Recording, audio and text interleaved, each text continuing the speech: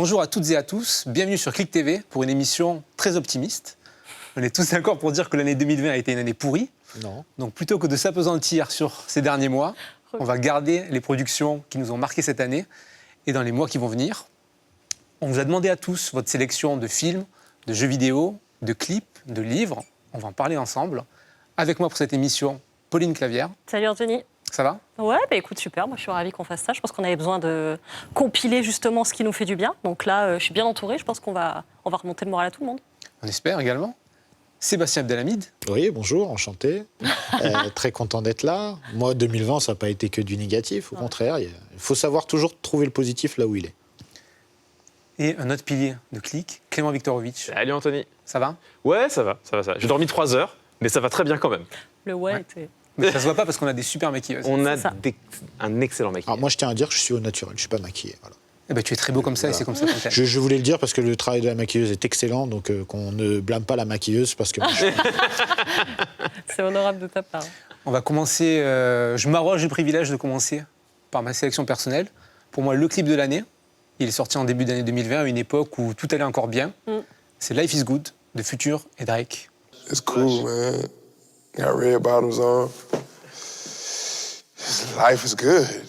You know what I mean? Like, 100,000 for the cheapest ring on a nigga finger, little bitch. Ooh, I done flew one out to Spain to be in my domain, automata, bitch. Ooh, dropped $3 on the rain, called it been the truck, little bitch. Ooh, I was in the trap, serving cocaine, they ain't been the same since. Ooh, granted, she was standing right there while I catch a play on the brick. Ooh, I made them little niggas go haywire, Taliban in this bitch. Ooh, I done been down bad in them trenches, had to ride with that stick. Ooh. Donc ce clip est sorti en janvier. En quelques mois, il a été vu plus de 1,3 milliard de fois. Considéré comme le deuxième meilleur clip de l'année par Billboard, le magazine américain de référence, considéré par moi-même comme le meilleur clip de l'année. Je précise la référence de Billboard pour pas qu'on m'accuse complètement de chauvinisme, parce que je ne sais pas si vous le savez, mais l'intro du clip et une partie du dialogue et son titre viennent en fait d'une interview avec Mouloud Achour. Mais non. When you talk about God, are you a believer? Do you have faith? I'm a strong believer in God.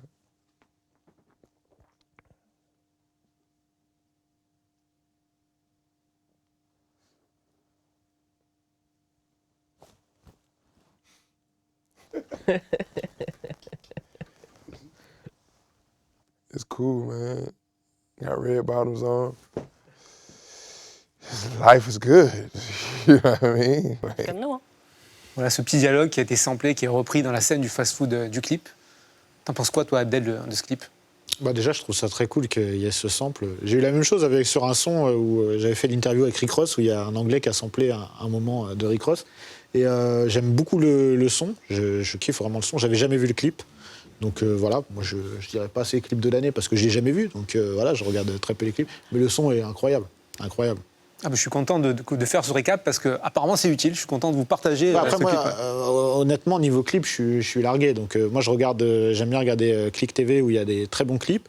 Mais il y a aussi beaucoup d'anciens clips, donc je me fais plaisir. Hein. Non, je ne connaissais pas le clip. Tu as parlé de Click TV. Sur la chaîne, tu présentes une émission hebdomadaire qui s'appelle Dans la légende. Très bonne émission. Excellente. Je recommande. Et une fois de plus, je suis extrêmement impartial quand je dis ça. Tu présentes également un nouveau rendez-vous qui s'appelle Click and Collect, Exact. qui va être plus à l'antenne et sur les réseaux sociaux l'année qui arrive. Je vous demandais à tous comment s'est passé cette année. Toi, Abdel, comment ça s'est passé cette année 2020 ? Sur le plan professionnel, ça a été extraordinaire. Paradoxalement, ça a été une année hyper riche et faste pour moi. J'ai fait beaucoup de choses. J'ai accompli beaucoup de choses professionnellement parlant. J'ai kiffé. Après, évidemment, on ne peut pas s'empêcher de penser au contexte sanitaire et aux gens qui en souffrent et qui ont souffert extrêmement. Mais moi, par exemple, la période de confinement, je l'ai bien vécu. Je n'habite pas dans une maison, hein, mais je sais qu'il y a des gens qui habitent dans des endroits plus petits que chez moi, donc c'était compliqué. Mais ça m'a permis de me ressourcer, d'être avec ma famille et de profiter de mes enfants. Et je suis habituellement pas en France tout le temps. C'est-à-dire que je suis une bonne partie, on va dire 40% de l'année à l'étranger, notamment aux États-Unis. Là, ça m'a fait du bien, en fait, de pouvoir rester et de revenir à des choses qui m'avaient manqué également. Donc, j'ai appris, on va dire, à relativiser. Je suis encore inquiet sur la situation. Je l'ai été extrêmement parce que j'ai mes proches qui sont extrêmement fragilisés, impactés par le Covid, et ça peut être très très grave. Mais pour autant, j'ai essayé vraiment de prendre le bien là où il était, et ça a été kiffant. Merci. Pauline, toi, 2020, c'est l'année où tu as rejoint notre joyeuse bande. Mais oui, mais moi, comme toi, en fait, ça a été une année, elle est folle cette année, parce qu'on se dit, il y a vraiment le pire et le meilleur, ça a été beaucoup entendu, mais moi, en l'occurrence, c'est exactement ça. J'ai rejoint Click, donc je suis hyper contente de l'émission qu'on fait chaque jeudi, Play Livre. Et personnellement, pareil, moi j'ai sorti mon premier roman, je m'y attendais pas, je pensais pas que c'était possible, donc je suis vraiment très heureuse avec une belle maison d'édition. J'ai la suite qui sort en mars, donc c'était vraiment une année, mais qui m'a offert des possibilités. J'ai coutume de dire, les portes se sont ouvertes d'un coup, et j'ai adoré cette année, quoi. Et ce confinement, comme toi, moi je me suis enfermée, j'ai écrit, j'avais pas une grande maison. Mais pareil, je trouvais que c'était un moyen de retrouver des choses en soi, de se reconnecter avec des choses, et que c'était très riche, quoi. Alors, le dimanche à 12h45, tu es dans l'hebdomadaire de Mouloud Achour, Click sur Canal+. Quel plaisir, ouais. Les vendredis soirs, tu es sur Click TV dans une émission qui s'appelle Play Livre. Comment tu la pitcherais, cette émission ? Alors, je dirais que c'est... Alors, sur le site de MyCanal et sur le site de Click, on dit c'est un magazine littéraire. Moi, je dirais c'est plutôt une émission de rencontre entre deux artistes, souvent un auteur et un artiste autre. Et l'idée, c'est de leur faire partager leurs univers respectifs. Qu'est-ce qu'ils écoutent comme musique, qu'est-ce qu'ils lisent. Et souvent, on prend des binômes dont on pense qu'ils ont une chance de se trouver et d'échanger sur des thèmes qui peuvent nous aussi nous enrichir. Et jusque-là, on a une programmation géniale, je les remercie d'ailleurs. J'ai beaucoup aimé l'émission quand tu m'as invité avec BHL, j'ai trouvé que c'était une magnifique émission. Ben voilà, Paris pris. Ça n'existe pas, évidemment. Mais voilà, donc j'ai beaucoup de chance, je suis très contente aussi de pouvoir faire tout ça. Et effectivement, dans ces périodes de confinement où tout s'est un petit peu rétréci pour la plupart d'entre nous, je trouve que c'est une belle fenêtre d'avoir des univers très différents, des gens qui viennent nous parler de leur culture, de leur imaginaire, parce qu'on a besoin de rêver en commun, en fait. Donc pour moi, c'est un peu ça la promesse, quoi. Et toi, Clément, comment ça a été cette année ? Un peu comme tout le monde, c'est un contraste entre le fait qu'à titre personnel, c'est plutôt une bonne année. Il y a des choses chouettes qui se sont mises en place. Donc moi, j'ai beaucoup de chance, puis je suis content. Après, je suis quelqu'un qui est quand même moi, je suis assez poreux à l'environnement. Je suis quand même assez poreux à l'environnement, à ce qui se passe autour de moi. Et je dois avouer que le contexte sanitaire, évidemment, et en réalité, le contexte social et politique, il faut le dire, ça m'a pas rendu heureux. Quoi. Donc moi, c'est plutôt une mauvaise année à ce titre-là, quoi. C'est-à-dire que malgré que dans ma vie, les choses vont bien, je trouve que dans le pays, les choses vont pas si bien que ça. Et voilà. Donc je nous souhaite à tous vraiment, mais vraiment le meilleur pour les années à venir. On va essayer ensemble de trouver des moyens de se réjouir. Vous avez tous proposé des livres, des séries, des films et des jeux vidéo. Je commence avec toi, Pauline. Pour toi, qu'est-ce que c'est le livre à garder de l'année 2020 ? Alors moi, c'est une auteure que j'adore, que j'ai reçue dans Playlist, qui s'appelle Julia Kerninon. Son livre, c'est Liv Maria. Liv, c'est le prénom de l'héroïne principale. Liv, ça veut dire vie en norvégien. Et en fait, c'est vraiment l'histoire de ce livre. On suit une femme depuis sa petite enfance jusqu'à sa maternité. Et cette femme, il lui arrive plein d'aventures. On part au départ d'une petite île au sud de la Norvège où elle va évoluer avec ses parents dans un contexte ultra, pas privilégié, mais en tout cas dans la confiance en la vie. Il se passe quelque chose. Là, tout est chamboulé. Elle part vivre à Berlin pour échapper à ce trauma qui s'est passé dans sa vie, dont je ne vous dis rien pour pas tout spoiler. Mais on la suit. En fait, ce qui m'a bouleversée dans cette histoire, c'est que c'est un peu une tragédie, comme une Anna Karénine, comme ces grandes tragédies dans la littérature. Il lui arrive tout un tas de choses et on découvre surtout ce que c'est que le secret dans la vie d'une femme, c'est-à-dire à quel point la vie d'une femme est la succession de plusieurs vies. Il y a évidemment l'enfance, l'adolescence, toutes ces vies-là, mais tout ce qu'on est obligé de cacher pour être une femme en société, la plupart du temps. Et ça, c'est magnifique, parce qu'on la retrouve après bonne épouse, libraire, dans une famille bien rangée, et qu'elle se souvient aussi de ce qu'ont été ses vies d'avant. Par exemple, elle était éleveuse de chevaux, elle est en Argentine, elle était hyper autoritaire, tout le monde l'écoutait. Et quand on se fout un peu de sa gueule comme ça, un jour à un dîner, elle a envie de leur dire « mais si vous saviez ». Et donc, c'est tout ce bouillonnement-là qui, moi, m'a beaucoup touchée. Et que je trouve hyper moderne, à la fois très classique. Et donc, merci Julia Kerninon pour ça, parce que pour moi, c'est vraiment un livre qui pourrait symboliser toutes ces émancipations successives qu'on vit depuis plusieurs années maintenant. Et puis surtout, voilà, qui fait vibrer, quoi, en voyage. C'est un roman d'aventure aussi. Alors, Julia Kerninon, tu l'as reçue dans Play Livre. Ouais. Tu as évoqué le secret. Et toi, tu lui as posé une question dont toi, tu as le secret, et qui était entièrement inédite à la télévision. Tu lui as demandé où était sa clairière. On regarde ça tout de suite. Moi, ma clairière, c'est tout le temps, partout. Peut-être ma clairière, c'est la solitude. La solitude, c'est ce mot qui revient un peu là avec le confinement. Mais sinon, ces dernières années, la solitude, c'était pas bien. Il fallait toujours faire des choses avec les gens. Il fallait être sociable, faire des fêtes, vouloir être beaucoup, aller là où il y avait déjà des gens. Moi, ça fait des années maintenant, au moins 10 ans, 15 ans, que je pense que la solitude, c'est quelque chose qu'on doit apprendre, qu'on doit faire sien. Et on ne peut pas être avec les autres si on ne sait pas être tout seul. Et c'est une grande source de richesse. Parce que si on est capable d'être heureux tout seul, alors notre bonheur ne dépend pas des autres.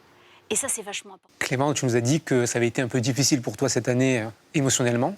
Toi, elle est où ta clairière? C'est drôle comme question, c'est une chouette métaphore. Moi, ma clairière... Alors, en l'occurrence, je peux répondre assez facilement à ça. Moi, ma clairière, elle est plutôt musicale. Et en l'occurrence, pendant le confinement, j'avais de grandes ambitions Enfin, pendant les 2 confinements, j'ai eu de grandes ambitions de travail. Je crois que c'est vraiment les périodes de ma vie où, à titre personnel, j'ai le moins travaillé et le moins avancé mes projets sérieux. Par contre, ça faisait longtemps que je n'avais pas à ce point-là bossé ma musique.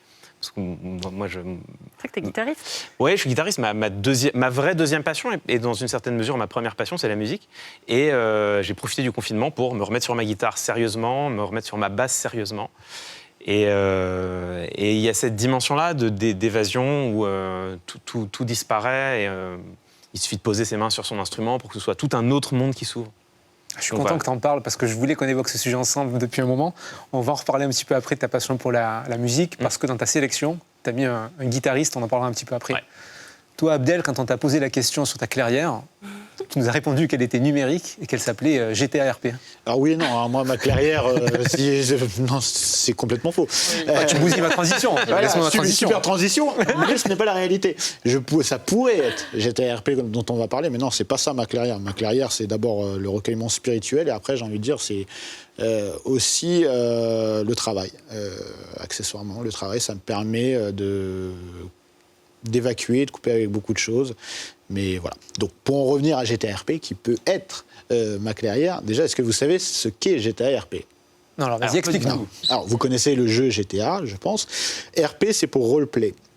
GTA RP, pardon, c'est un mode de GTA tout court. Un mode, c'est-à-dire, c'est une modification effectuée par des joueurs, donc c'est disponible uniquement sur PC, c'est pas quelque chose d'officiel, c'est quelque chose qui est permis, et donc les joueurs peuvent modifier le jeu, les accès, etc. Alors, pour être très simple, GTA RP, c'est un jeu où tous les personnages, ou presque, que l'on va voir dans le jeu seront joués par des vraies personnes. Et quand je dis jouer, ça a un sens très très important. C'est-à-dire que chacun va avoir une personnalité propre qui va insuffler à son personnage et qui va être sur la durée. C'est-à-dire que les policiers que vous allez voir dans le jeu vont être des policiers toute leur vie dans le jeu. Il va falloir tenir une identité et une personnalité tout le long des jours, des semaines, des mois, des années que votre aventure va durer dans GTA RP. C'est énorme, mais ça s'alimente du coup la personnalité? Ça s'alimente tout à fait parce qu'on a donc plein de professions différentes et donc il y a un écosystème, une vie réelle qui va s'effectuer dans ce jeu. C'est des Sims mais chez GTA. Alors c'est encore plus poussé que ça Parce que c'est des gens qui incarnent vraiment. Voilà, tu incarnes vraiment et c'est-à-dire que ta personnalité que tu as dans la vie, c'est pas celle que tu vas avoir dans le jeu. Tu vas jouer quelqu'un différemment. Donc des fois, tu vas rencontrer quelqu'un qui va être schizophrène dans le jeu et qui va te parler avec 2 voix différentes à un moment donné. Il va prendre une intonation qui n'est pas celle qu'il a dans la vie. Il va vraiment incarner et jouer un personnage. Moi, par exemple, je jouais mon premier personnage dans GTA RP, il s'appelait Jack Power. C'était, donc, on lui donne le background qu'on veut. C'était un vétéran de la guerre d'Irak qui avait perdu son frère en Irak, qui revenait à Los Santos pour devenir policier et donner, comment dirais-je, espoir aux jeunes de la ville. Accessoirement, il voulait construire la première mosquée de Los Santos. Voilà, c'était une petite quête annexe que je m'étais donnée. Sauf que finalement, tout ne se passe pas comme prévu. On ne sait pas ce qui va se passer. C'est une pièce de théâtre géante, sauf que c'est les joueurs qui écrivent le scénario heure après heure, jour après jour. C'est incroyable. On a compris, c'est ton jeu de l'année. Ah ouais. Oui, vraiment. Toi, Pauline, ton jeu de l'année, c'est Fall Guys. Moi, c'est là où je m'affiche parce que, évidemment, les jeux vidéo, c'est pas ma spécialité, c'est pour ça que tu es là. Mais moi, Fall Guys, parce que ça m'amuse et ce qui m'avait fait halluciner, moi, j'ai un petit frère aussi. Alors attends, pour les gens qui ne connaissent pas Fall Guys, est-ce que ça te va si je dis que c'est un croisement entre Fortnite et Interville, Ninja Warrior? C'est ça, c'est un peu le Interville des geeks. Et en fait, ce qui me plaisait, c'est que... Geek. Oh, ça commence très mal. Non, ce qui me plaisait, c'est que voilà, ils ont détrôné Fortnite. Je trouvais les personnages hyper agressifs, assez rigolos. Et ce genre de bataille royale géante m'amusait. Voilà, c'est assez mignon. Ça fait penser aussi que cette année, on a bien galéré. Et en regardant ça, je me dis, les gens avaient sans doute besoin d'un réconfort très primitif, oui, très parce régressif. Il y a une chose très importante, c'est que ça a eu un succès C'est énorme, incroyable. c'est ça a détrôné. Ça a tout pété à sa sortie et pendant un petit moment. J'ai vu qu'ils s'étaient fait voler les Game Awards, par contre. Ben oui, non, mais sauf que en fait, ça a été un succès assez limité dans le temps, puisque est arrivé juste après un truc qui a vraiment régné et qui règne encore, c'est Among Us. Ouais. Tu vois, j'ai bossé. Ah oui, tout à fait. Donc c'est... Donc voilà, Fall Guys, je trouvais ça marrant. J'ai pas beaucoup plus de choses à dire sur Fall Guys, c'est vrai que ça m'amuse. Non, mais t'as parlé du fait que ce soit régressif et réconfortant. Absolument. Moi, j'ai un jeu vidéo qui est sorti en 2019, qui a pris tout son sens en c'est 2020 pas pendant le confinement. Oh mince. Oui. Mais qui est en rupture de stock partout maintenant. Oui, tout à fait. C'est Ring Fit Adventure sur Switch. Alors, c'est un jeu vidéo, c'est un jeu d'aventure. Tu nous fais la démo? Avec plaisir. Mais les cadreurs vont pas arriver à suivre. Je peux faire comme ça. C'est un jeu d'aventure qui vous oblige à faire de l'exercice physique. Sauf que contrairement à tous les jeux d'exercice physique qui étaient sortis jusqu'à présent, là, les efforts sont réels parce qu'il y a une vraie résistance. Attention, dans ce cercle-là. Kinect, c'était réel. C'était réel. Mais tu n'avais pas le rapport de force que tu as avec ce cercle-là. Je ne le ferai pas parce que c'est très ridicule. Je l'assume uniquement chez moi. On se met cette sangle sur la jambe et on fait des vrais exercices de sport. Des abdos, des squats, de la course. Et alors, j'ai perdu du poids. Et j'étais mieux en forme depuis que j'ai joué à ça pour de vrai. Truc, en fait. Ça a vraiment sauvé mon confinement. Donc je vous conseille vraiment Ring Fit. Non, mais c'est vrai, c'est prouvé. Il y a une vraie efficacité. Après, elle est toute relative. Ça dépend de vos objectifs. Je pense que c'est ça qui est important. Moi, je n'avais aucune activité physique et c'est le seul moyen de me remotiver. C'est de, mais pour c'est de gamifier, c'est de donner un intérêt, des objectifs. Mais t'es pas le seul. Ça rend la reprise sportive ludique. Et donc, pour beaucoup de gens qui sont pas forcément des fans de sport, etc., d'avoir ce côté ludique et d'y implémenter du jeu vidéo, ce qui fait que ça a intéressé énormément de monde. Tu l'as dit, c'est en rupture de stock absolument partout. Et aujourd'hui, c'est un très, très bon coup de Nintendo. Clément, toi, tu es un gros gamer, mais tu n'as pas voulu parler d'un jeu, tu as voulu parler d'une initiative de la communauté jeux vidéo, c'est le Z-Event. Ouais, bon, moi, mon jeu de l'année, mais j'en avais parlé dans l'hebdomadaire, c'est vraiment Hades. Mais moi, je pense même que Hades, c'est un jeu un peu important, je trouve, dans l'histoire du jeu vidéo et de la narration dans le jeu vidéo. Mais du coup, là, je voulais parler du The-Event. Ça fait partie des choses cette année qui m'ont rendu heureux. Il n'y en a pas eu tant que ça, finalement, et moi, le The-Event, ça m'a vraiment rendu heureux. C'est l'initiative de Zerator. Donc aujourd'hui, maintenant, ils sont une cinquantaine de streamers pendant tout un week-end à se mobiliser au profit d'une association. Cette année, c'était Amnesty International. Et le The Event, c'est quand même l'événement de tous les records. En 2018, c'est le premier événement en France, je crois, à passer 1 million d'euros de fonds levés sur Internet en stream au profit d'une association. L'année suivante, en 2019, ils battent le record du monde de collecte en stream international avec 3,5 millions d'euros. Et cette année, on se demandait un petit peu, il y avait les conditions sanitaires, c'était compliqué, on ne savait pas s'ils allaient réussir à l'organiser. Il y a beaucoup de streamers qui ont annulé leur venue parce qu'ils étaient soit cas contact, soit ils étaient eux-mêmes, ils avaient attrapé le Covid. Finalement, Zerator, contre vents et marées, décide de tenir son événement. Résultat, 5,7 millions d'euros levés pour Amnesty International. Ils battent leur propre record. C'est de loin le plus grand événement caritatif en ligne. Et je trouve ça génial. Je trouve que ça dit beaucoup de choses belles sur la générosité aussi de ce milieu. On a tendance il y a encore ce cliché qui subsiste du joueur du jeu vidéo boutonneux dans sa chambre qui pense qu'à aller se taper en ligne sur Street Fighter. On voit que c'est pas le cas, que c'est un milieu qui est extrêmement généreux, qui pense aux autres. Ça a été un vrai beau week-end. Clairement. Bon, puis ça montre aussi que la jeunesse sait se mobiliser pour des causes. Exactement. Et ça, c'est important de le dire. Comme tu l'as dit, il y a des clichés qui persistent sur les joueurs, il y a des clichés qui persistent sur les jeunes. On a tendance à dire que les jeunes sont individualistes, surtout dans le monde dans lequel on vit aujourd'hui, alors qu'encore une fois, le The Event, c'est quelque chose de formidable. Je suis content qu'il y ait jamais eu autant Non, de événements comme mobilisation. ça. Enfin, c'est incroyable. Et puis Internet aussi. Internet, les réseaux sociaux, c'est quelque chose aussi qu'on a tendance à diaboliser parce qu'il y a des mauvais côtés. Mais ce pouvoir qu'a Internet et qu'ont les réseaux sociaux, c'est incroyable parce que c'est ce qui donne le The Event. Donc encore bravo. Parmi les participants de The Event, il y a un streamer qui s'appelle JL Tommy, Yes. que tu as eu la chance d'interviewer. Ouais. On va teaser. Vous allez pouvoir retrouver cette interview courant janvier sur la chaîne Click TV, dans ClickTalk. Et toi, tu as parlé justement des streamers et tu en as dit que certains étaient cas contact. Il y en a un pour lequel tu as une tendresse particulière et que tu nous invites à suivre si on ne le suit pas déjà. Tu parles de Mister MV? Je parle de Mister MV. Ouais, moi j'avoue, j'aime beaucoup Mister MV. Ça fait partie des gens qui m'accompagnent, mais depuis longtemps, dans mes soirées de solitude. Et dans le The Bof, c'est un pilier du stream français. Enfin, je pense que tous les gens qui suivent un peu la scène Twitch connaissent Mister MV. Et là, il se trouve que pendant le The Event, son objectif, si jamais il arrivait à lever suffisamment de dons, c'était de faire un petit EP musical, parce que c'est un gars qui à la base est musicien, et de faire un petit EP musical avec Vald, parce qu'avec Vald, il se faisait des passes de balles depuis des mois. Vald avait dit qu'il aimait beaucoup écouter Mister MV. Mister MV faisait des clins d'œil à Vald dans ses streams. Et c'est parti de là. Et les choses se sont emballées sur le dimanche, la dernière journée du The Event. Et on a eu un Mister MV qui était habillé en poulet parce que c'était son objectif d'avant. Il avait dit si je lève 150 000 euros, je m'habille en poulet. Bon, il a levé 150 000 euros. Et donc on a vu Mister MV habillé en poulet, qui, sous la pression de son chat, envoyait des messages à l'intégralité de la scène musicale francophone en disant « Les gars, est-ce que vous voulez venir sur mon EP ?» Et donc, aujourd'hui, ça devient un album qu'il va faire avec Vald, avec Carpenter Brut, avec Toxic Avenger. Enfin, ça va être fou. Et c'est super, voilà, c'est le The Event. Et ça montre aussi, s'il en était besoin, que le stream, ça n'est pas que le stream de jeux vidéo. Et ça, moi, je trouve que c'est un truc génial qu'on a vu se développer depuis quelques années. Mais même le stream de jeux vidéo est génial. Non, mais le stream de jeux vidéo, c'est super. Mais on voit qu'à côté, on a de plus en plus de streamers qui streament et qui font de la musique en live. Il y a PV Nova qui s'est lancé là en live, qui fait des chouettes streams.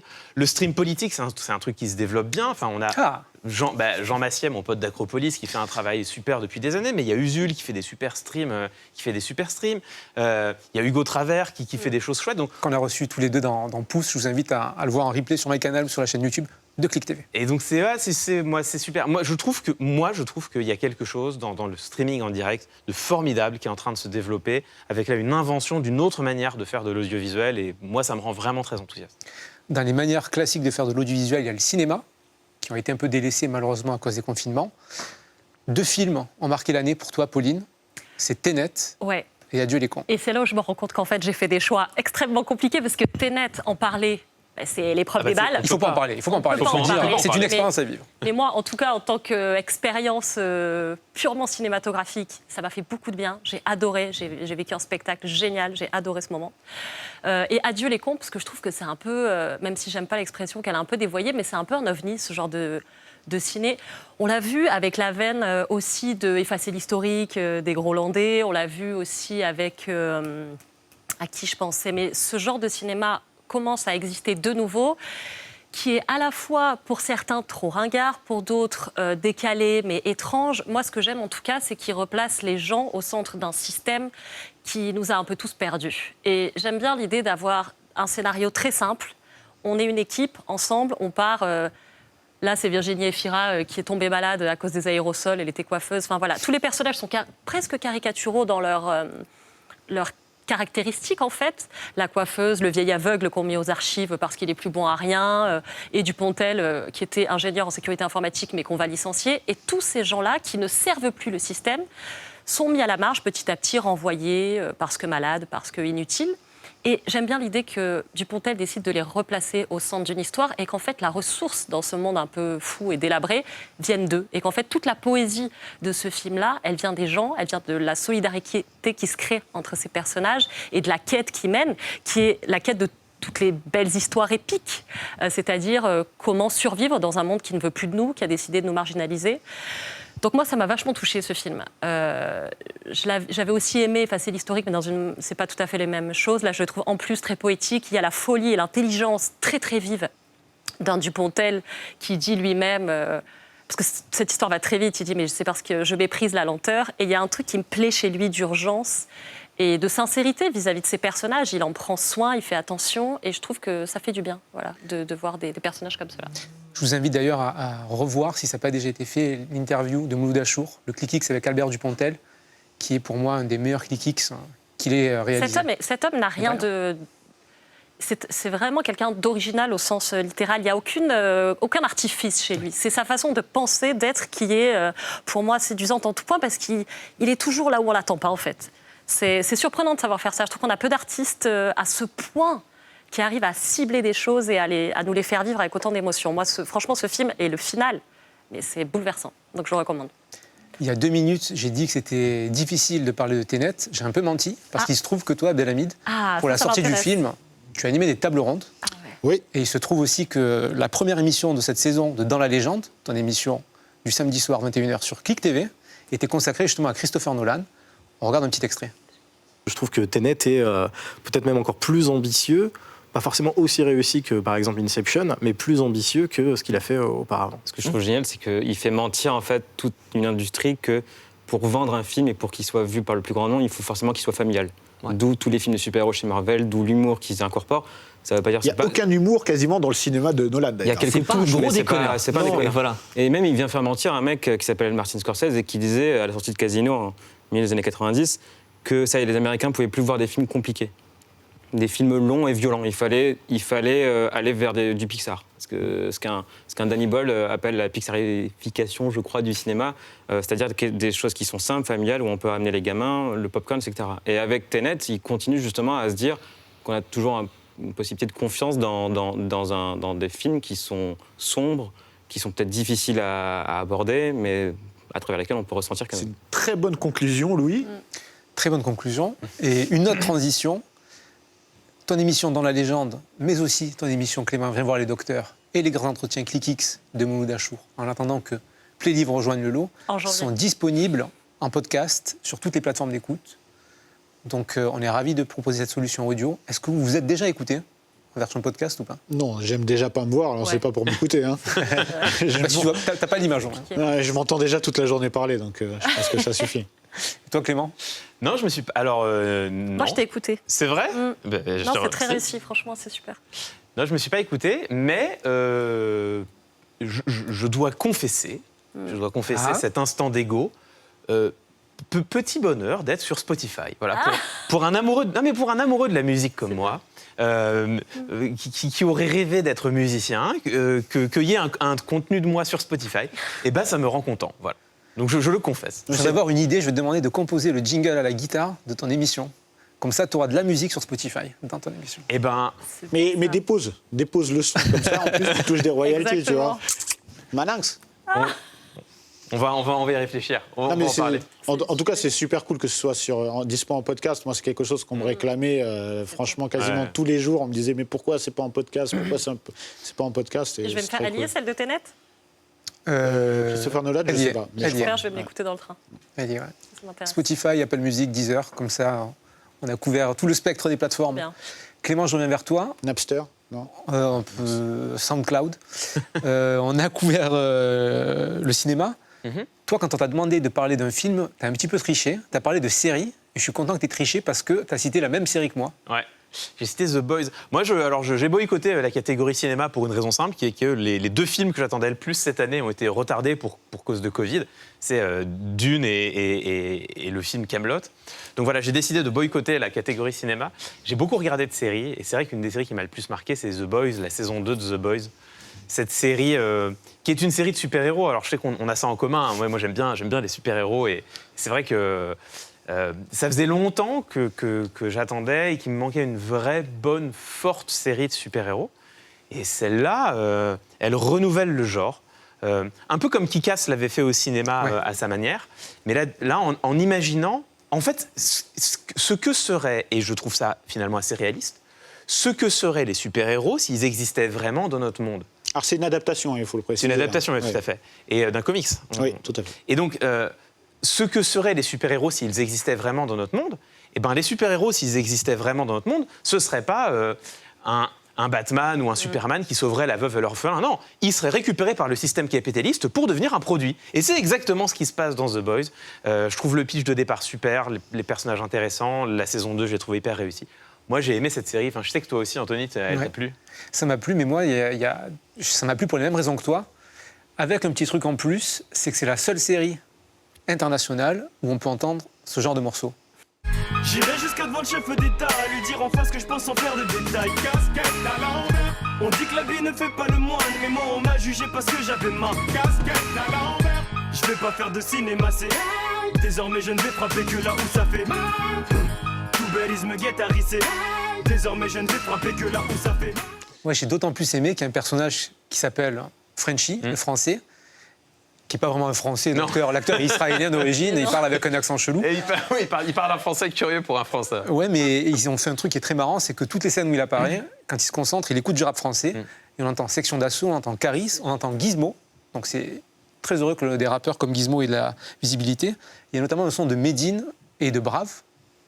Et Abdel, je pense que tu voulais rajouter quelque chose. Oui, mais en fait, avoir du rap français dans une série internationale, on l'a déjà eu. On a déjà eu un morceau de La Caution dans How I Met Your Mother. Ah, je savais pas. Ouais, un petit passage, si je dis pas de bêtises, un moment où ils sont dans l'avion. Voilà. C'était Thé à l'amande ou c'était encore autre chose? Non, je crois pas que ce soit Thé à l'amande. Je sais plus c'était quoi le passage. D'accord. Toi, Pauline, en série, tu as choisi Unorthodox. Ouais, moi je trouve que ça a été d'ailleurs la bonne surprise du confinement. Elle a été ultra suivie cette série et moi elle m'a fascinée. Pourtant a priori c'est pas du tout un univers. Bon, il est un peu compliqué cet univers. Alors est-ce que tu peux nous raconter ce que c'est? Oui bien sûr. Alors déjà c'est l'adaptation d'un livre de Deborah Feldman, femme à suivre, auteur à suivre, qui est fantastique. L'histoire c'est une mini-série en 4 épisodes et c'est sur une communauté qui est très très peu connue qui s'appelle les Satmar à New York. C'est une communauté de juifs ultra orthodoxes. Donc vraiment qui sont dans la plus stricte observation, le plus strict respect des règles de la religion juive orthodoxe. Alors par exemple, c'est un milieu totalement clos avec ses propres écoles, sa propre police, son propre service d'ambulance. La télévision évidemment est interdite, l'Internet est interdit, ils ont leur propre police. Et les femmes sont là pour procréer. On n'est pas très loin de la servante écarlate pour voilà. Et en fait, ce qui m'a plu aussi, c'est de savoir qu'effectivement, c'est une histoire vraie. C'est l'histoire de l'auteur de ce livre, joué par Etsy. Et ça m'a fascinée parce que cette jeune femme a dû, à l'époque, quitter son milieu ultra-conservateur, s'échapper. Elle est partie avec son fils et elle est partie vivre à Berlin, ce qui, en plus, pour une juive, c'est ce qui soutenait en disant, enfin, c'est quand même le lieu de l'Holocauste, enfin, c'est terrible, c'est là où a vécu Hitler. Donc il y avait une double... Et pourtant, la liberté pour elle est de se trouver là-bas, à Berlin, où le personnage principal de cette série, elle, fait de la musique et se libère par l'amour pour son art. Mais dans la réalité, Deborah Feldman, elle a réussi à se libérer de ses carcans petit à petit grâce à la littérature et aux grandes héroïnes comme par exemple effectivement les 4 filles du Docteur Marsh qu'elle adorait ou encore Orgueil et préjugés. Voilà, moi j'ai trouvé que c'était hyper bien fait, très rythmé, que l'actrice principale Shira Haas, elle est juste incroyable, on accroche à fond. Donc moi j'ai vraiment trouvé cette série fantastique. Voilà, découvrir cet univers, découvrir ces dogmes, à quel point ça peut être douloureux, on le sait, mais là, je trouve que c'était très bien mis en scène, c'était pas caricatural selon moi. Et voilà, j'ai adoré voir cette libération aussi de cette femme et puis cette fuite aussi. On est en 2020 et ça existe encore, donc je trouve que c'était bien de le montrer. Toi, Clément, tu disais que la fuite, elle était dans la musique. Depuis le début de l'émission, je te sens chaud sur le sujet de la guitare et de la guitariste. Tu as choisi comme clip de l'année Cory Wong, Treehouse. On regarde un petit extrait de clip et on s'en parle après.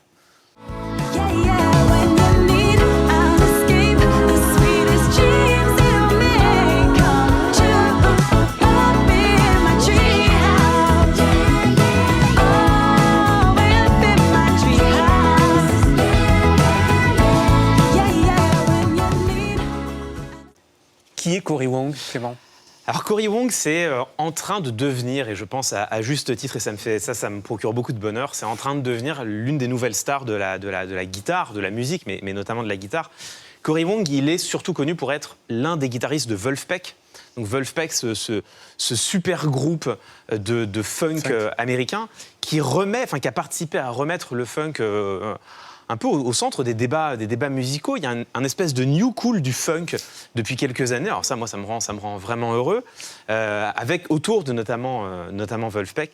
Et donc Cory Wong, c'est leur guitariste. Il avait déjà une jolie carrière solo, il faisait des concerts, il avait sorti 1 ou 2 albums, et il a profité du confinement en 2020 pour faire en fait exploser sa carrière, je pense qu'on peut le dire.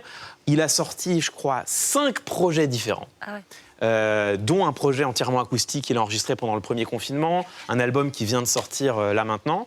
Il a sorti un podcast qui s'appelle Wong Notes, qui est passionnant, où il interviewe d'autres guitar héros et c'est vraiment intéressant. Il a une chaîne YouTube dans laquelle il poste des vidéos où il analyse ses propres morceaux, il montre comment sont construits les pistes. Donc il est hyper actif.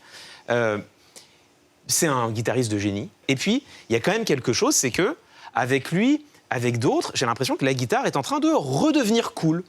C'est-à-dire que la guitare, c'était quand même l'instrument des années 70, 80, 90, du rock psychédélique au hard rock, au grunge. Même les années 2000, la guitare, avec ce qu'on appelait le néo-metal à l'époque, la guitare était quand même au cœur du truc. Et puis, les années 2010, j'ai l'impression que la guitare était devenue un peu ringard, quoi. Ce qui était cool, c'était les machines, c'était le beatmaking, c'était l'électro. Et là, avec d'un côté sur Instagram, sur la sphère plutôt Instagram, la mise en valeur de guitaristes super techniques qui sont en train de réinventer le jeu. Et puis des guitaristes de funk, avec notamment Cory Wong, qui est quand même, je pense, le mec le plus connu. Et puis à côté des bassistes aussi, c'est le grand retour de la basse, avec un type comme Davey 504, Davey 504. Enfin, ce type-là, il fait des vidéos de basse sur YouTube. Bon, il fait surtout des vidéos d'humour, mais c'est quand même des vidéos de basse. Il a 9 millions d'abonnés à sa chaîne YouTube sur un contenu où il joue de la basse. Et c'est un grand bassiste. Et les gens s'intéressent à ça. Donc, il y a un retour du funk, il y a un retour un peu, j'ai l'impression, en tout cas en cool, de la musique acoustique. Et moi, il se trouve que c'est la musique que j'écoute, c'est une des musiques que j'écoute, donc ça me fait bien plaisir. On va avoir un générique un peu funk alors pour Viens voir les docteurs. Ouais, un générique funk dans Viens voir les docteurs, on y pense, pourquoi pas. Il faut qu'on fasse un vrai live sur le plateau de Clément à la guitare. Ça serait génial. Écoute, pourquoi pas. Moi, je voudrais parler d'un film qui est en fait un documentaire qui s'appelle Les Rivières de Mahua. C'est un film incroyable qui est sorti cet été uniquement en téléchargement et on est très heureux de l'annoncer ici chez Click. Il va sortir au cinéma en 2021. C'est l'histoire vraie d'une femme qui s'appelle Mahua, qui est une Française d'origine vietnamienne, qui un jour apprend dans une réunion de famille qu'il y a une légende qui dit que toutes les femmes de sa famille sont maudites. Donc ça l'interpelle, elle part interroger sa grand-mère, elle part interroger sa mère, elle se rapproche de sa fille et pendant 6 ans, elle va filmer leurs discussions, leur rapprochement, des voyages au Vietnam, en France, pour essayer un peu de démêler qu'est-ce qui est vrai, qu'est-ce qui est faux et qu'est-ce qui constitue une malédiction pour une femme. C'est très touchant, on pleure énormément. C'est un projet qui a été porté de façon entièrement indépendante et qui a créé une communauté énorme sur Internet de femmes et d'hommes. Plus d'une dizaine de milliers de personnes l'ont vu et maintenant les gens se l'envoient, se l'offrent, à tel point que, donc, comme je vous l'ai dit, un distributeur va le diffuser au cinéma. Je vous le recommande beaucoup. Les Rivières de Mahua, il y a un petit coffret comme ça qu'on peut offrir à Noël ou à d'autres moments. Toi, Abdel, c'est aussi un documentaire qui t'a marqué. Et c'est un documentaire musical, c'est celui de Spike Jonze sur les Beastie Boys. Ouais, il y a 2 choses qui m'ont marqué en 2020. Il y a évidemment Beastie Boys Story, pour les raisons que je vais évoquer tout de suite. Et il y a The Last Dance, le documentaire sur Jordan. Je vais commencer commençons par The Last Dance, je pense que c'est incroyable. Le documentaire est fou, c'est des images d'archives retravaillées à 97% inédites, mixées avec des interviews de Jordan, mais pas que, inédites. C'est incroyable. C'est-à-dire que même si on n'aime pas le basket, même si on ne connaît pas le basket, c'est quelque chose qui passionne et qui vraiment explique en quoi et pourquoi Michael Jordan est important, a été important et sera encore important demain, pas seulement dans le monde du basket, pas seulement dans le monde du sport et pas seulement dans le business. C'est vraiment quelque chose... alors moi, c'est peut-être le truc que j'attendais le plus depuis 1 an et demi, depuis que ça avait été annoncé par ESPN. Il y a tout dedans. Il y a des choses qui vraiment... alors qui, moi, me touchent personnellement parce que c'est les années que j'ai connues, que j'ai vraiment... Là où j'ai vraiment découvert le basket, où j'ai découvert Jordan, où j'ai découvert la sneakers. il y a aussi une plongée dans les années 80-90 qui me touche énormément. Et puis au-delà de ça, il y a des parcours et des trajectoires de vie sur certains joueurs qui sont extrêmement connus, mais on ne connaissait pas vraiment leur vie. Et quand on voit un petit peu le parcours de Dennis Rodman, mais aussi de Pippen, c'est incroyable ce qu'il a vécu, ses histoires familiales, etc. Il y a une dureté vraiment, etc. Donc vraiment le documentaire est incroyable et je le dis, c'est important que vous aimiez ou non le sport, le basket, c'est passionnant. C'est passionnant. Et après, bon, j'enfonce un peu des portes ouvertes parce que ça a été un succès énorme. Hein. Et les Beastie Boys, bah, évidemment, hein, Spike Jonze à la réal. Spike Jonze, on redit, c'est un réalisateur de films, mais particulièrement de clips vraiment incroyables. Ça va de Daft Punk à Kanye, à Sonic Youth, à trop de choses différentes et de clips de Beastie Boys aussi. Beastie Boys, c'est un groupe fondateur essentiel du socle du hip-hop. On sait qu'il est plus au complet, le groupe. Hein, donc voilà, ça raconte tellement de choses et ça le raconte tellement bien que je le recommande à tout le monde. Pareil, pour moi, c'est une pièce culturelle qu'on peut mettre dans n'importe quelle machine. Tant que notre cœur bat, ça va nous parler, quoi. Là, tu as parlé des Beastie Boys, donc du rap des années 80-90. Je vous propose qu'on écoute un morceau qui a été choisi par un invité qui va nous rejoindre. L'invité, c'est Alassane Ly, et le morceau qu'il a choisi de nous faire écouter, c'est 93 mesures de Dinos. Un peu innocent, un peu coupable, chaque contrôle de police me rapproche de mon fuite avec Tupac. Dans mes rêves, y'a des démons et des crop circles. C'est sûr que je ferai rien, je reste de marbre comme les cercueils. J'aimerais dire que je suis à toi, que je t'aime et tout sera jdid. Mais toute l'Afrique, c'est qu'aucun homme n'est fidèle toute la vie. Je deviens fou, je vois des gens heureux partout. Soit l'amour, c'est pas pour moi, soit je suis pas fait pour l'amour. Je viens d'un continent et d'un pays qui saigne. Quand la violence résout pas les problèmes, c'est la sorcellerie qui le fait. On est la moyenne de nos strabes, on attire ce qui nous est commun. Si t'es entouré de fils de pute, c'est que toi aussi. Salut Alassane, comment ça va ? Ça va et toi ? Ça va, merci. Les gens te connaissent aussi sous le nom de Buzz. Tu étais un des personnages du film Les Misérables. Exactement. Qui a remporté 4 Césars en début d'année, qui a été nommé aux Oscars l'an dernier et qui était également prix du jury à Cannes. Ouais. À l'époque, tu avais 16 ans. Qu'est-ce que ça fait d'être à Cannes à 16 ans C'est plein d'émotions en même temps. Tu sais pas vraiment où te situer, surtout que je connaissais pas encore bien le milieu. C'est assez impressionnant. Et du coup, moi, j'ai trouvé que c'était une très très bonne expérience. Enfin, ça m'a grandi dans le bon sens. Surtout que je suis à un âge où on change beaucoup. Et j'ai l'impression que ça m'a plus changé en bien qu'autre chose. Alors, Mouloud Achour nous a dit que tu étais son futur successeur pour les grandes interviews. On espère, hein. On va essayer d'être à la hauteur. Justement, pour entrer en plateau, tu as choisi le morceau 93 mesures de Dinos. Ouais. Pourquoi ce morceau ? Parce que c'est l'outro d'un album que j'attendais beaucoup cette année, parce que j'avais kiffé Taciturne. Et du coup, je l'ai écouté jusqu'à la sortie, en fait. Et même s'il y a eu 1 an de délai entre les deux, j'ai pas l'impression d'avoir attendu. Et donc l'album, je me le suis pris, genre vraiment une claque. L'album Stamina de Dinos. Ouais. Et du coup, au dernier morceau, j'écoutais, j'avais la larme à l'œil, j'étais en train d'écrire à ma pote, ouais, l'album il est incroyable, faut que t'ailles l'écouter. Et du coup, voilà, et je trouve qu'il dit plein de choses dans ce morceau. Et je trouve ça même dommage qu'il dure que 4 minutes. Qu'est-ce que c'est qui te touche, toi, surtout dans ce morceau-là ? C'est la manière dont il se livre en disant des choses extrêmement personnelles, mais c'est à la fois universel, parce qu'il y a des choses qui nous touchent tous, en fait. L'écriture, elle est sublime. Ouais, il écrit, je trouve que c'est actuellement un des rappeurs qui écrit le mieux sur la scène francophone. Ah ouais, moi, je ne le connaissais pas et franchement, je trouve que c'est trop beau, quoi. Tu as choisi aussi un autre morceau qui, pour toi, a marqué l'année. C'est TX de 13 blocs avec Niska. On va regarder un petit extrait. Un pied dans le bendo, un pied dans le showbiz. Je baisse des niafous ou des journalistes. Quand j'étais ado, avec mes potos, je braquais les piscines ou le buraliste. Le taille des 7 tubas, on voit la valise. Le taille des 7 tubas, on voit la valise. J'entre dans la bois avec un jogging, personne va me dire t'es pas sur la liste. Je n'ai plus rien à dire, mais l'OP, je ne pige pas. On va t'enculer, boy. Et j'ai bloqué la cagoule à côté de la quiche. Ça va saluer, boy.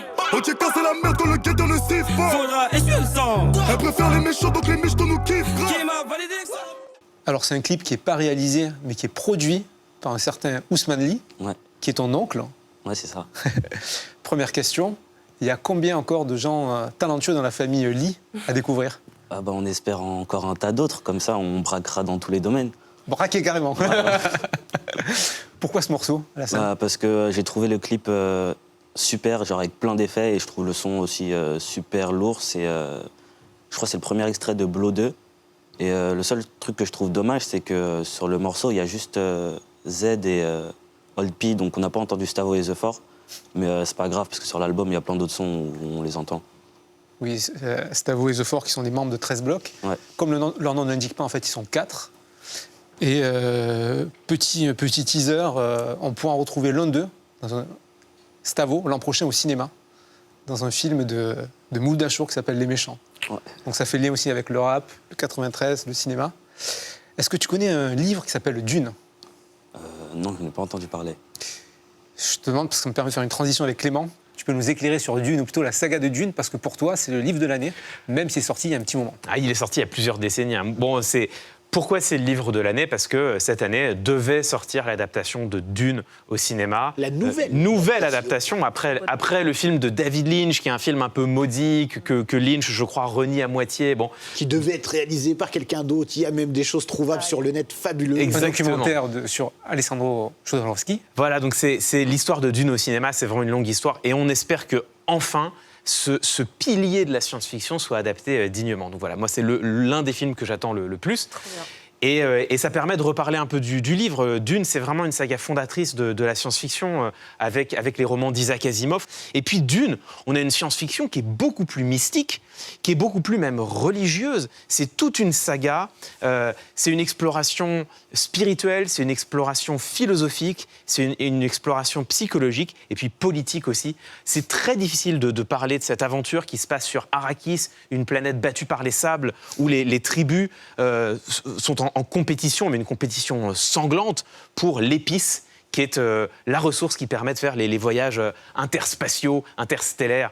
Donc voilà le pitch de départ. C'est aussi des sagas familiales. C'est une saga familiale. On va suivre la saga des Atreides, qui est fondée par Paul Atreides. Et en fait, quand on lit Dune, il y a des thèses de littérature qui ont été faites sur Dune. Il y a plein de niveaux de lecture. Il y a même des parallèles à faire avec l'islam, avec l'histoire de l'islam, avec l'histoire de Mahomet. Donc c'est une saga qui est passionnante, qu'on peut lire, relire, on y retrouvera toujours quelque chose de nouveau. Voilà, je pense que c'est l'année de la redécouvrir. Et puis ça me permet aussi de faire de la pub pour un magnifique livre, un magnifique MOOC, vous savez, un mi-chemin entre un magazine et un magazine, qui est le livre qui a été dirigé par Lloyd Cherry sur Dune, avec des articles passionnants qui justement donnent des clés de lecture, des entrées différentes dans la saga. Donc voilà, pour ceux qui ne connaîtraient pas, c'est l'occasion de se plonger dedans, c'est l'occasion d'aller découvrir ce très bel ouvrage dirigé par Lloyd. Et puis on attend évidemment le film, on espère qu'enfin ce sera une adaptation digne au cinéma. Pour conclure, merci Clément. Merci Pauline. Merci Abdelhamid. Merci Alassane. Merci à toi. Pour conclure, je vais diffuser un clip choisi par Mouloud Achour, dans lequel on voit des dunes aussi. C'est Lourdeur désertique, c'est un clip de DJ Duke avec Nick Fury de la Caution. Ce choix, il n'est pas anodin, c'est un hommage à DJ Duke, qui était une des figures majeures du hip-hop français, à qui on doit beaucoup ici chez Click. Donc en hommage à lui, on va diffuser Lourdeur désertique, c'est un choix de Mouloud Achour. Merci beaucoup à tous, prenez soin de vous, bonne année 2021 à tous.